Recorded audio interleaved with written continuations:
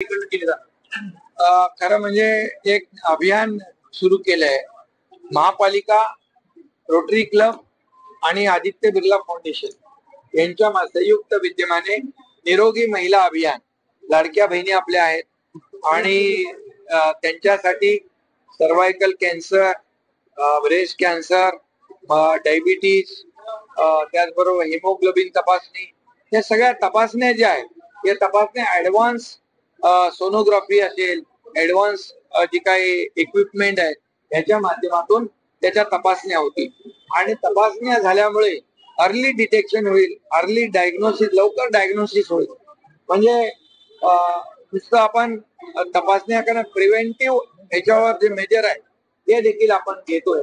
म्हणून आजार होऊ नये यासाठी सगळ्यात ती जी एचपीव्हीची जी वॅक्सिन आहे ती देखील दिल्यामुळे हे आजार थांबवण्यासाठी देखील मदत होईल आणि अर्ली डिटेक्शन मुळे ट्रीटमेंट करणं सोपं होईल आणि या आमच्या लाडक्या बहिणी या आजारातून मुक्त होतील, निरोगी होतील।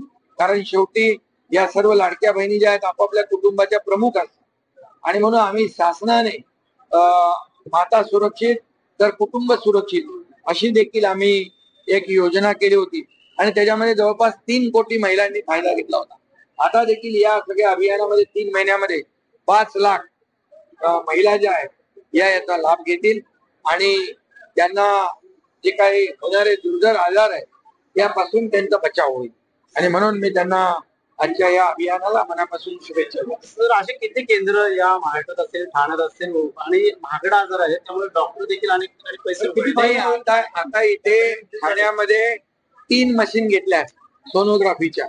मी आणखी त्यांना या ठिकाणी शहरामध्ये नगर विकास विभागाच्या माध्यमातून देखील 5 कोटी रुपये जे आहेत त्यांना सोनोग्राफी मशीन साठी, कारण शेवटी हे महत्वाचं आहे आणि आरोग्य विभाग जो आमचा आहे, आरोग्य विभागाच्या माध्यमातून या सर्व जी काही इक्विपमेंट आहेत, सोनोग्राफीच्या मशीन्स आहेत, या ज्यादा उपलब्ध झाल्या तर ज्यादा महिलांची तपासणी होईल आणि त्याला फायदा होईल। सर, अनेक ठिकाणी राज्यात पाऊस पडला, काही ठिकाणी पडला नाही, नुकसान देखील झालेलं आहे, त्यामुळे चांदा ते बांधा या ठिकाणी कशा प्रकारे शेतकऱ्यांसाठी सर्व जिल्हाधिकाऱ्यांना आदेश आहेत की ज्या ठिकाणी अवकाळी पाऊस पडतोय, त्याचबरोबर अतिवृष्टी होते त्या ठिकाणी पंचनामे तात्काळ करायचे। आम्ही शेतकऱ्यांच्या पाठीशी उभे आहोत, म्हणून शेतकऱ्यांचं हे सरकार आहे, त्यामुळे शेतकऱ्यांना वारेवर. सर